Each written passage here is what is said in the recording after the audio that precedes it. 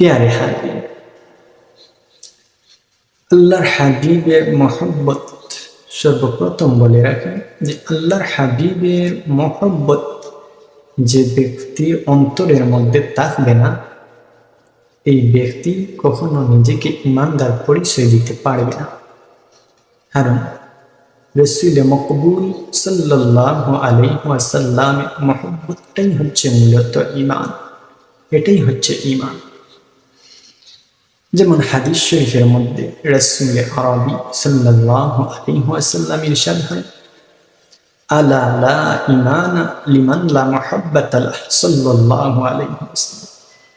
অর্থাৎ সাবধান, জেনে রাখো মুহাম্মদ সাল্লাল্লাহু আলাইহি ওয়াসাল্লামের মহব্বত যার অন্তরের মধ্যে নেই, তার মধ্যে ঈমান নেই। অর্থাৎ মূলত মুহাম্মদ সাল্লাল্লাহু আলাইহি ওয়াসাল্লামের মহব্বতটাই হচ্ছে ঈমান। অর্থাৎ আল্লাহ ও আল্লাহর রাসূলের মহব্বতটাই হচ্ছে মূলত ঈমান। দুনিয়ার সব কিছুর চাইতে আল্লাহর হাবিবকে আপনি অধিক ভালোবাসতে হবে, না হয় এর আগ পর্যন্ত আপনি মুসলমান পরিচয় দেওয়া কখনো সম্ভব হবে না।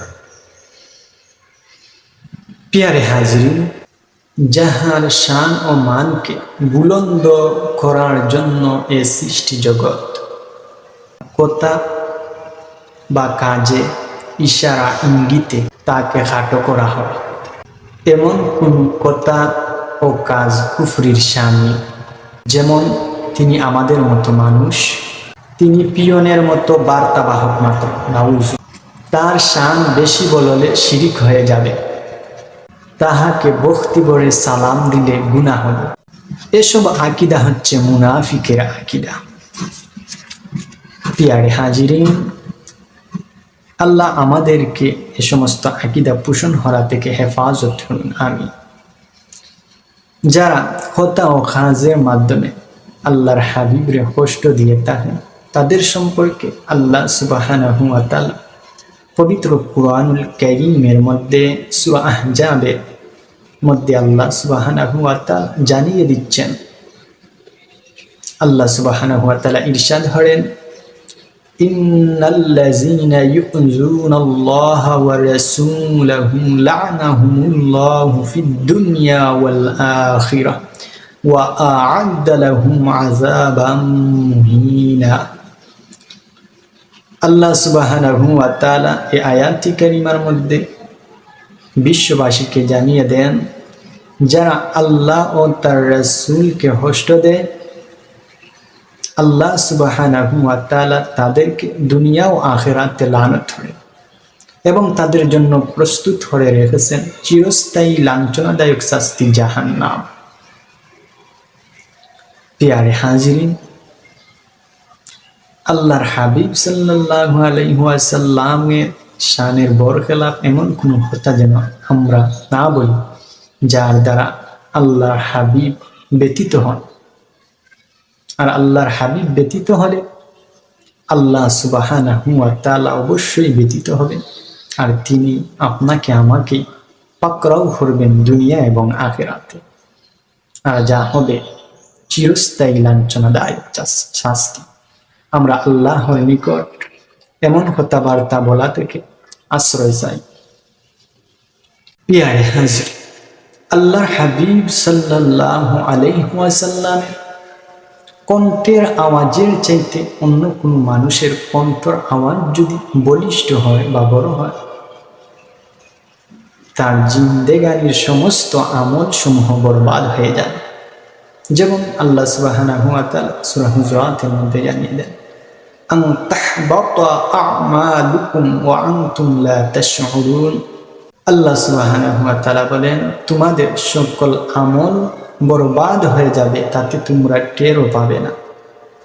সেজন্য প্রিয় হাজিরিন, আমাদের একথা স্মরণ রাখা উচিত, আল্লাহ সুবহানাহু ওয়া তাআলার সাথে কাউকে শরীক করলে তা হবে শিরক। আর পিয়ারা নবী জনাব মুহাম্মদুর রাসূলুল্লাহ সাল্লাল্লাহু আলাইহি ওয়াসাল্লামের শানে বিয়াদবি করলে তা হবে কুফর। আল্লাহ আমাদেরকে শিরক এবং কুফর হতে নিরাপদ তাকার তৌফিক দান করুন, আমিন। প্রিয় হাজিরিন, সাহাবায়ে কেরামদের মধ্যে আল্লাহর হাবিবের মহব্বত কেমন ছিল, আর আমাদের মধ্যে আল্লাহর হাবিবের মহব্বত কেমন হওয়া জরুরি। হযরত উমর ইবনুল খাত্তাব রাদিয়াল্লাহু তাআলা আনহুর নিকট রাসূল আরবী সাল্লাল্লাহু আলাইহি ওয়াসাল্লাম একদিন বললেন, উমর, বলো তো তুমি আমি রাসূলকে কতটুকু মহব্বত করো? হযরত উমর ইবনুল খাত্তাব রাদিয়াল্লাহু তাআলা আনহু তিনি বললেন, ইয়া রাসূলুল্লাহ, লা আনতা আহাব্বু ইলাইয়া মিন কুল্লি শাইইন ইল্লা মিন নাফসি ইয়া রাসূলুল্লাহ, ইয়া হাবিব। এই দুনিয়ার মধ্যে যাহা কিছু আছে ইয়া রাসূলুল্লাহ, সব কিছু আমি আপনার রাসূলুল্লাহর মহব্বতে কুরবান করে দিতাম পারি, ইল্লা মিন নাফসি, তবে আমি উমরের প্রাণ ব্যতীত। সুবহানাল্লাহ। আমরা কি প্রিয়ারে হাজির এতটুকুই মহব্বত করতে পেরেছি? আমরা তো বলিষ্ঠ কণ্ঠে নিজেদেরকে মুসলমান পরিচয় দিই। হযরত উমর হাদিসের প্রথম অংশে যতটুকু মহব্বত ফুটিয়ে তুলেছেন, আমরা কি এই হাদিসের প্রথম অংশের মধ্যে স্থির আছি?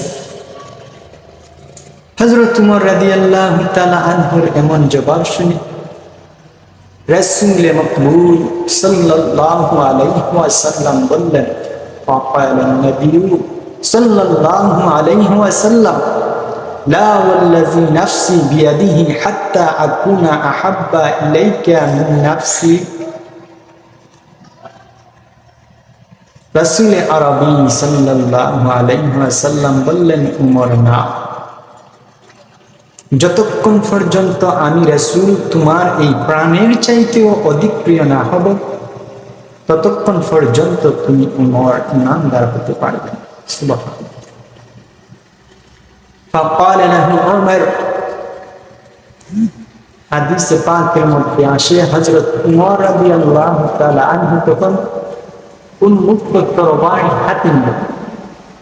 হযরত উমর রাদিয়াল্লাহু তাআলা আনহু এই তরবারিটা নিজ গর্দনের মধ্যে রেখে, অর্থাৎ নিজের গর্দনের মধ্যে উন্মুক্ত তরবারি বলেন, ফাইন্নাহু লানা ওয়াল্লাহি আনতা আহাব্বু ইলাইয়া মিন নাফসি ইয়া রাসূলুল্লাহ, ইয়া হাবিবাল্লাহ সাল্লাল্লাহু আলাইহি ওয়াসাল্লাম। ইয়া রাসূলুল্লাহ, ইয়া হাবিবাল্লাহ, নিঃসন্দেহে এখন আপনি আমি উমরের প্রাণের চাইতেও অধিক প্রিয়। এখন যদি আমি উমর ঈমানদার না হই ইয়া রাসূলুল্লাহ, তাহলে আমি উমর আর বেঁচে থাকার প্রয়োজন মনে করি না। সুবহানাল্লাহ। ফাকাল নবী সাল্লাল্লাহু আলাইহি ওয়াসাল্লাম, রাসূল আরবী সাল্লাল্লাহু আলাইহি ওয়াসাল্লাম বললেন, লা না ইয়া উমর, হে উমর, এখন তুমি ঈমানদার হয়ে গেছো। সুবহানাল্লাহ। তাহলে প্রিয় হাজিরি, একবার চিন্তা করে দেখুন তো, আমরা কি আল্লাহর হাবিবকে সাহাবায়ে কেরামদের নিয়ে মহব্বত করতে শিখেছি? আল্লাহর হাবিব সাল্লাল্লাহু আলাইহি ওয়াসাল্লাম না জাআত না ছাড়া কোন মানুষ জান্নাতের মধ্যে প্রবেশ করা তো দূরের কথা, জান্নাতের সুখের আম পাবে না। অথচ সেই রাসূলের মহব্বতের সিটাটা আমাদের অন্তরে। এই জায়গায় একটি বিষয় বলে রাখি, কিছু সংখ্যক মানুষের মনের মধ্যে আসতে পারে যে ভারত আল্লাহর হাবিবকে নিয়ে ব্যঙ্গচিত্র হয়েছে, এটা অনেক মানুষের দিলের মধ্যে, বা লন্ডন আল্লাহর হাবিবকে নিয়ে ব্যঙ্গচিত্র করেছে, বিদ্রুপ হয়েছে। এই জায়গায় মিছিল মিটিং করে কি হবে? যারা এই মত পোষণ করেন আবার নিজেদেরকে মুসলমান পরিচয় দেন, আমরা তাদেরকে মুনাফিকিন মুসলমান হিসেবে চিনি, এবং তাদের ইমানের মধ্যে নেফাকে ডাকিয়ে রয়েছে, সেজন্য তাদের ইমান আর আলোর রাস্তা দেখতেছে না। এই লেখান কথা বলা থেকে বিরত থাকবেন। স্থানীয় উলামায়ে কেরামগণ যখন যে স্থান থেকে ডাক দিবেন আল্লাহর হাবিবের মহব্বতে, আপনি ওই জায়গার মধ্যে চলে যাবেন। এটা হচ্ছে ইমানই দায়িত্ব। প্রিয় হাজির, আল্লাহর হাবিবের মহব্বত সাহাবায়ে কেরামদের মধ্যে কেমন ছিল? দেখুন হযরত আব্দুল্লাহ ইবনে উবাই রাদিয়াল্লাহু তাআলা আনহুর দিকে নজর মেলে। সিরাতের কিতাবগুলো পড়লে আপনি অবশ্যই পেয়ে যাবেন রাসূলুল্লাহর প্রতি সাহাবীদের মহব্বতের অনেক অনেক নিদর্শন, আল্লাহর হাবিবের জীবন আদর্শ একজন মুমিন মুসলমানের জন্য উত্তম জীবন আদর্শ। সাহাবায়ে কেরামগণ রাসূল আরবি সাল্লাল্লাহু আলাইহি সাল্লামকে কতটুকু মহব্বত করতেন দেখুন হযরত আব্দুল্লাহ ইবনে উবাই রাদিয়াল্লাহু তাআলা আনহু। রাসূল মকবুল সাল্লাল্লাহু আলাইহি ওয়াসাল্লাম হযরত আব্দুল্লাহ ইবনে উবাই রাদিয়াল্লাহু তাআলা আনহুকে গিয়ে বললেন, হে আব্দুল্লাহ ইবনে উবাই, তুমি কি তা শুনো না, তুমি কি তা দেখো না, তোমার বাবা মদিনার অলিগলিতে কি বলে বেড়াচ্ছেন? রাসূল আরবি সাল্লাল্লাহু আলাইহি সাল্লামের এমন কথা শুনে হযরত আব্দুল্লাহ রাদিয়াল্লাহু তাআলা আনহু বললেন, ইয়া রাসূলুল্লাহ সাদাকতা আবি উম্মি ইয়া হাবিবাল্লাহ, আমার মাতা পিতা আপনার প্রতি কুরবান হোক। ইয়া রাসূলুল্লাহ, আমার পিতা এমন কি কথা বলেছেন আপনি বলুন। নবীজি বললেন, তোমার পিতা এই বলে ঘুরে বেড়াচ্ছেন, আমরা যখন মদিনাতুল মুনাওয়ারায় যাব তখন সম্মানিত ব্যক্তিরা ছোট লোকদের বের করে দেব। নবীজি বললেন, এই জায়গার মধ্যে আব্দুল্লাহ ইবনে উবাই অর্থাৎ উবাই যে কথা বুঝাতে চেয়েছেন, সম্মানী বলতে তিনি কাফেরদেরকে বুঝিয়েছেন, আর ছোট লোক বলতে তিনি আল্লাহর হাবিব এবং সাহাবায়ে কেরামদেরকে বুঝিয়েছেন। হযরত আব্দুল্লাহ পুত্র আব্দুল্লাহ বললেন, ইয়া রাসূলুল্লাহ, মদিনার প্রতিটি মানুষ জানে আমি আমার বাবার কতটুকু আনুগত্যশীল ছেলে। যদি আমার বাবা এমন কথা বলে থাকেন ইয়া রাসূলুল্লাহ, তাহলে আপনি শুনে রাখেন ইয়া হাবিবাল্লাহ, আপনি হচ্ছেন সম্মানিত আর আমার বাবা হচ্ছেন ছোট লোক। ইয়া রাসূলুল্লাহ, যদি আল্লাহ এবং আল্লাহর রাসূল খুশি হন তাহলে আমি আমার বাবা শির দেহ থেকে বিচ্ছিন্ন হয়ে আল্লাহর হাবিবের নিকট হাদিয়া দিতে চাই। নবীজি বললেন, হে আব্দুল্লাহ, তুমি এমন হাজ করিও না। আল্লাহর হাবিব নিষেধ হয়ে বারণ হয়ে তিনি চলে গেলেন। হযরত আব্দুল্লাহ রাদিয়াল্লাহু তাআলা আনহুর হৃদয়ের মধ্যে রাসূলের প্রেম ঢেউ খেলছে। আমার বাবা এমন কথা বলে আমার রাসূলকে কষ্ট দিয়েছে। আব্দুল্লাহ তিনি থামলেন না। এটা হচ্ছে রাসূলের মহব্বতের আলামত।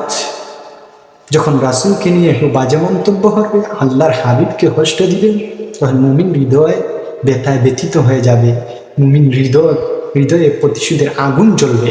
এটা যাই হোক, হযরত আব্দুল্লাহ উন্মুক্ত তরবারি নিয়ে দরজার মধ্যে দাঁড়িয়ে গেলেন।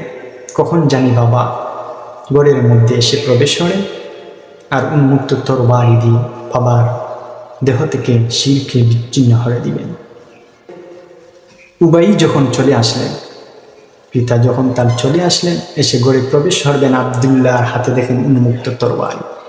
আব্দুল্লাহ বললেন, বাবা তুমি মদিনার অলি গলিতে কি বলে ঘুরে বেড়াচ্ছ? তুমি যতক্ষণ পর্যন্ত আল্লাহর হাবিব সাল্লাল্লাহু আলাইহি সাল্লামের নিকট গিয়ে ক্ষমা না চাইবে আর রাসূল তোমাকে ঘরে প্রবেশের অনুমতি না দিবে, ততক্ষণ পর্যন্ত তোমার জন্য তোমার এই ঘরের ছায়া আমি আব্দুল্লাহ নিষিদ্ধ করে দিলাম। তুমি এই ঘরের ছায়া প্রবেশ করলে তোমার দেহ থেকে শিরকে আমি বিচ্ছিন্ন করে দেব। সুবহানাল্লাহ। উবাই তখন চিৎকার করে মানুষদেরকে ডাক দিলেন। মানুষজন জমা হলো। মানুষরা জমা হয়ে বলল, আপনি আল্লাহর হাবিবের নিকট যান। রাসূলুল্লাহর নিকট যাওয়া হলো। রাসূলুল্লাহ এমন কথা শুনে আল্লাহর হাবিব আব্দুল্লাহকে নির্দেশ দিলেন, যাও আমার আব্দুল্লাহকে বলো তিনি যেন তার পিতাকে ঘরে ঢুকতে দেন, তার পিতাকে আশ্রয় দেন, নিশ্চয়তা দেন। পিয়ারে হাজির, একটু চিন্তা করে দেখুন সাহাবায়ে কেরামদের নিকট রাসূলুল্লাহর মহব্বত এমন ছিল। বহু ঘটনা রয়েছে, আপনারা সিরাতের কিতাবগুলি পড়লে অবশ্যই পেয়ে যাবেন আল্লাহর হাবিবের সাহাবায়ে কেরাম কিভাবে মহব্বত করতেন। দেখুন না, উহুদের যুদ্ধের দিকে একটু নজর মেরে দেখুন। কাফির কুফাররা যখন আল্লাহর হাবিব সাল্লাল্লাহু আলাইহি ওয়াসাল্লামকে তাদের তরবারি ও তীরে নিশানা বানিয়ে ফেলল, তীরগুলি যখন আল্লাহর হাবিবের দিকে তারা ছুঁড়ে মারল, সাহাবায়ে কেরামগণ উন্মুক্ত তীরের সামনে নিজের সিনাটাকে উন্মুক্ত করে দিলেন, প্রকাশ করে দিলেন। একটির পর একটি তীর এসে সাহাবায়ে কেরামদের সিনাকে চূর্ণ বিচূর্ণ করে দিচ্ছে। তারপরও আল্লাহর রাসূলের সাহাবায়ে কেরামগণ চাচ্ছেন না যে একটি তীরের একটি কোনাও আল্লাহর হাবিবের গায়ে লাগুক। সুবহানাল্লাহ। আমরা কি সাহাবায়ে কেরামদের মতো রাসূলুল্লাহকে ভালোবাসতে পেরেছি? প্রিয় হাজিরিন, আমরা কি আল্লাহর হাবিবকে সাহাবায়ে কেরামদের মতো ভালোবাসতে পেরেছি? যে রাসূলের নাজাত না ছাড়া জান্নাতে যাওয়া সম্ভব নয়, সেই রাসূলের মহব্বত আমাদের দিলের মধ্যে কতটুকু আছে একবার চিন্তা করে দেখুন। রাসূল আরবি সাল্লাল্লাহু আলাইহি সাল্লামের মহব্বত কতটুকু হওয়া আপনার আমার জন্য জরুরি। সহিহ মুসলিম শরীফের রওয়ায়াত, রাসূল আরবি সাল্লাল্লাহু আলাইহি সাল্লামের সাহাবী খাদিমুন নবী আনাস ইবনে মালিক রাদিয়াল্লাহু তাআলা আনহু হতে বর্ণিত, রাসূল আরবি সাল্লাল্লাহু আলাইহি ওয়াসাল্লাম বলেন, লা ইউমিনু আহাদাকুম হাত্তা আকুনা আহাব্বা ইলাইহি মিন ওয়ালিদিহি ওয়া ওয়ালাদিহি ওয়ান নাসি আজমাইন। রাসূল আরবি সাল্লাল্লাহু আলাইহি সাল্লাম বলেন, তোমরা ততক্ষণ পর্যন্ত মুমিন হতে পারবে না যতক্ষণ পর্যন্ত আমি রাসূল তোমাদের নিকট তোমাদের মাতা পিতা, তোমাদের ছেলে মেয়ে, এমনকি সকল মানুষের চাইতে অধিক প্রিয় না হই। সুবহানাল্লাহ। এতে রাসূল আরবি সাল্লাল্লাহু আলাইহি সাল্লামের মহব্বত আপনার পিতামাতা, আপনার ছেলে মেয়ে, এমনকি দুনিয়ার সমস্ত মানুষের চাইতে আপনার হৃদয়ের মধ্যে বেশি থাকতে হবে। এবং উমর রাদিয়াল্লাহু তাআলা আনহুর রওয়ায়াত থেকে আমরা জানতে পারলাম, বুঝতে পারলাম যে এমনকি আমার নিজের প্রাণের চাইতেও আল্লাহর হাবিবের মহব্বত আপনার আমার সিনার মধ্যে অধিক থাকতে হবে। তখন গিয়ে আমরা পরিপূর্ণ মুমিন মুসলমান। সেজন্য প্রিয় হাজিরিন, আমি বলবো, যুগে যুগে যারা আল্লাহর হাবিব সাল্লাল্লাহু আলাইহি সাল্লামের শান ও মানের বিরুদ্ধে অবস্থান নিয়েছে, যুগে যুগে মুমিন মুসলমানরা তাদের অস্তিত্ব বিলীন করতে প্রস্তুত হয়ে গেছে এবং বিলীন করে দিয়েছেন, তাদেরকে হত্যা করেছেন।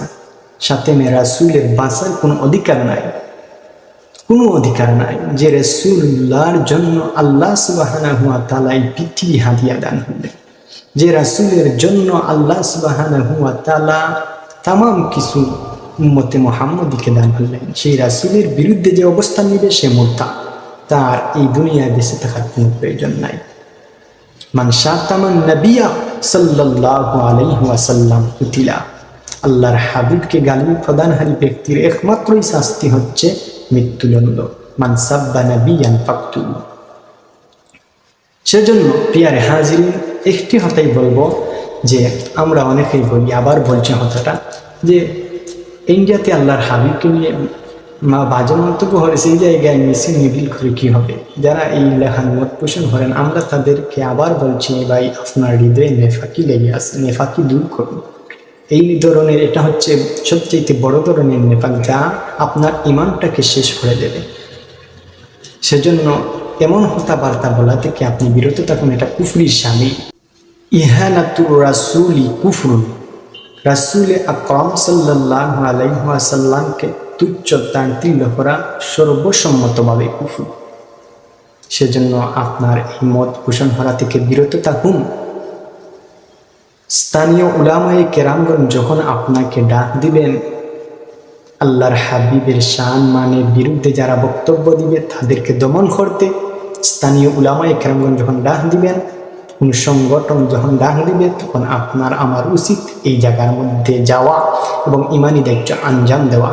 এটাই হচ্ছে মহব্বতের নিদর্শন। ওয়া মান ইউআযিম শাআইরাল্লাহি ফাইন্নাহা মিন তাকওয়াল কুলুব। এটা হচ্ছে আল্লাহ সুবহানাহু ওয়া তাআলা বলেন, আর যে কেউ আল্লাহ সুবহানাহু ওয়া তাআলা নিদর্শনের প্রতি সম্মান প্রদর্শন করবে, তা হবে তার অন্তরের তাকওয়ার বহির প্রকাশ।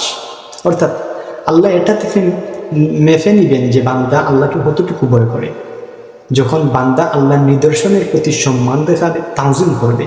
আল্লাহ বলেন, এটাই আল্লাহ বলেছেন যে যখন বান্দা আমার নিদর্শনের প্রতি সম্মান করবে, তাজিম করবে, তখন আমি আমার বান্দাকে মেপে নিতে পারি, বুঝতে পারি যে সে কতটুকু আমি হনিফকে ভয় করি। আর আল্লাহর নিদর্শনের মধ্যে সবচাইতে আজিম নিদর্শন হচ্ছেন হুজুরে আকরাম নূরে মুজাসসাম জনাবে মুহাম্মদুর রাসূলুল্লাহ সাল্লাল্লাহু আলাইহি ওয়াসাল্লাম। আল্লাহ সুবহানাহু ওয়া তাআলা আমাকে আপনাকে সেই রাসূলের মহব্বত সব সময় সিনার মধ্যে লালন করতে তৌফিক দান করুন এবং সেই রাসূলের আদর্শের সৈনিক হিসাবে কবুল করুন। ফিদাকা আবি উম্মি ইয়া রাসূলুল্লাহ সাদাকতা আবি উম্মি ইয়া হাবিবাল্লাহ সাল্লাল্লাহু আলাইহি ওয়াসাল্লাম। আসসালামু আলাইকুম ওয়া রাহমাতুল্লাহ।